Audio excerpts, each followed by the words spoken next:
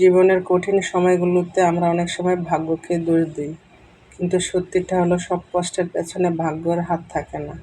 অনেক সময় থাকে নিজের কিছু ভুল সিদ্ধান্ত, ভুল মানুষকে বিশ্বাস করা, ভুল পথে হাঁটা, কিংবা সময়ের সঠিক মূল্য না দেওয়া।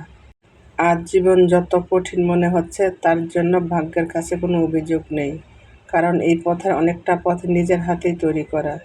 কিছু ভুল আমাদের অনেক কিছু শিখিয়ে দেয়, কিছু হারানো আমাদের বাস্তবতা বুঝতে শেখায়।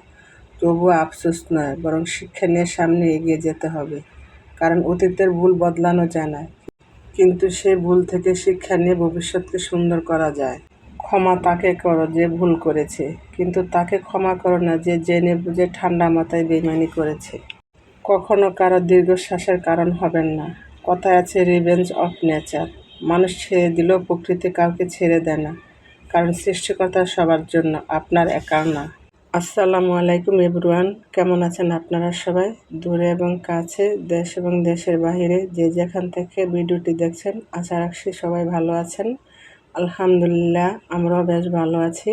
প্রতিবার মতো আজও নতুন একটা ভিডিও নিয়ে আপনাদের মাঝে হাজির হলাম। আশা করছি আমার আজকের ভিডিওটি আপনাদের কাছে ভালো লাগবে।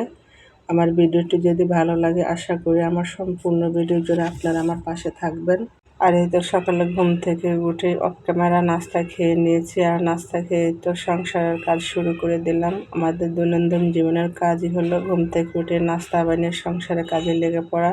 আর এদিকে অফ ক্যামেরা আমার ছেলে মেয়েদেরকে নাস্তা খাইয়ে মাদ্রাসায় পাঠিয়ে দিয়েছি, আর মাদ্রাসা থেকে এসেই সংসারের কাজে লেগে পড়েছি। আমি অফ ক্যামেরা চুলায় রান্না বসিয়ে দিয়েছি, আর রান্না বসিয়ে দিয়ে অফ ক্যামেরার সংসারে যত কাজ আছে গুছিয়ে নিয়েছি।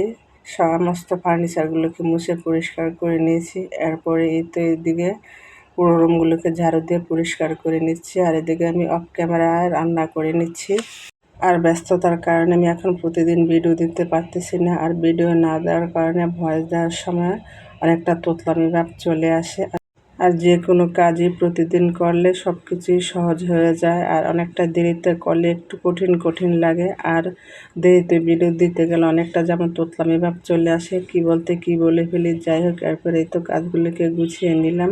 কাজগুলোকে গুছিয়ে নিয়ে তো দুপুরে রান্নাবান্না করে নিচ্ছি। আর এই ভিডিওটা হলো শুক্রবারের। আর আমি ভিডিওর শুরুতে বলেছিলাম যে আমি চুলায় রান্না বসে সংসারের কাজগুলো করে নিচ্ছি, কারণ এটা শুক্রবারের ভিডিও। ব্যস্ততার কারণে আমি সময় মতো ভিডিও দিতে পারতেছি না, তাই শুক্রবারের ভিডিওটাকে এডিট করে আমি আজকে ভিডিওতে ভয়েস দিয়ে তারপর আজকে ভিডিওটা ছাড়বো। সেজন্য আমি চুলায় রান্না বসিয়ে কাজগুলো করে নিচ্ছি, আর শুক্রবারের ভিডিওটাকে এডিট করে তারপরে বিকেলবেলা আমি ভিডিওতে ভয়েস দিতেছিলাম। যাই হোক, কথা বলতে বলতে আপুদের কাছে একটা রিকোয়েস্ট করে নিচ্ছি, যারা আমার ভিডিওটি দেখছেন প্লিজ আমার ভিডিওতে একটা লাইক দিয়ে ভিডিওটি কন্টিনিউ করুন, কারণ আপনাদের একটা লাইকে ভিডিওটি আর অসংখ্য মানুষের কাছে পৌঁছে দিবে। আর আমার কথার মধ্যে কোনো ভুল ত্রুটি হলে আমাকে ক্ষমা করে দিবেন। আর আমার ভিডিওর কোনো অংশ যদি ভালো লেগে থাকে প্লিজ আমার চ্যানেলটি সাবস্ক্রাইব করে সাথে থাকা বেল বাটনটি ক্লিক করে অল অপশনটি সিলেক্ট করে রাখবেন। যখন কোনো নতুন ভিডিও আপলোড করব সাথে সাথে নোটিফিকেশন পেয়ে যাবেন, তখন সময় সুযোগ করে আমার ভিডিওটি দেখে নিতে পারবেন। আর যারা অলরেডি কাজটি করে নিয়েছেন সবাইকে অসংখ্য ধন্যবাদ। আর অনেকে আছেন আমার ভিডিওটি দেখেন কিন্তু ভিডিওতে লাইক দিতে ভুলে যান, প্লিজ হার্ডলি রিকোয়েস্ট হলো ছোট্ট করে আমার ভিডিওতে একটা লাইক দিয়ে দিবেন। আর লাইক দেখলে মোটিভেট হয়ে নতুন ভিডিও বানানোর আগ্রহ বাড়িয়ে দেয়। যাই হোক, কথা বলতে বলতে এই তো আমি দুপুরে রান্না বান্না করে নিচ্ছি, আর আজকে আমি মুরগির মাংস দিয়ে পেঁপে দিয়ে রান্না করব। তাই আমি মুরগিটাকে আগে ভাজি করে নিয়েছি, আর ব্রয়লার মুরগি ভাজি করে রান্না না করলে একদমই ভালো লাগে না।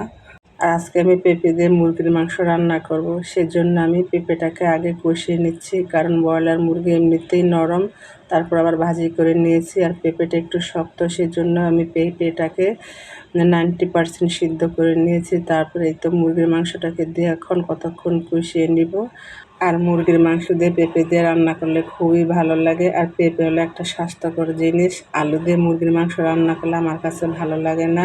আর আমি ইদানিং এখন মুরগির মাংস দিয়ে পেঁপে দিয়ে রান্না করি, আর আমার ছেলেমেয়েরাও মাশাআল্লাহ পছন্দ করে। যাই হোক, তো আমার মাংসটা কষানো হয়ে গিয়েছে, এর মধ্যে আমি ঝোল দিয়ে দিলাম। যাই হোক, এরপরে তো আমি বাজার থেকে কিছু মাছ নিয়ে এসেছিলাম, আর মাছগুলোকে আমি অফ ক্যামেরায় কেটে ধুয়ে নিয়েছি, আর এখন বক্সের ভিতরে করে রেখে দেব। আর এই মাছগুলো ভাজি করে খেলে খুবই ভালো লাগে, কিন্তু কাটা অনেক বেশি। আর কাটার জন্য আমার ছেলেমেয়েরা বেশিরভাগ মাছ খেতে চায় না। তারপর আমি কাটাগুলোকে বেছে আমার ছেলে মেয়েদেরকে খাইয়েছি, নিজেও খেয়েছি। আর ভাজি করে খেলে খুবই ভালো লাগে। আর বাসায় মাছ আনলে সবজি দিয়ে রান্না করলে একদমই খেতে চায় না, ভাজি করে দিলে খেতে চায়। তাই বাসায় বেশিরভাগ সময় মাছকে ভাজি করে দিই। এরপরে তো আমি করলা ভাজি করে নিচ্ছি। এদিকে মুরগির মাংসের তরকারি হয়ে গিয়েছে, সাথে একটু করলা ভাজি করে নিচ্ছি। কারণ আমি শুধু মাংস দিয়ে খেতে পারি না, একটু ভাজি ভর্তা হলে সাথে ভালো হয়। সেজন্য আমি মাংসর সাথে যে কোনো একটা রাখি। আর আমার ছেলেমেয়েরা মাংস দিয়ে অনায়াসে সুন্দর করে খেয়ে নেবে। যাই হোক, কথা বলতে বলতে ভিডিও শেষ পর্যায়ে চলে এসেছি। আল্লাহ হাফেজ, আসসালামু আলাইকুম।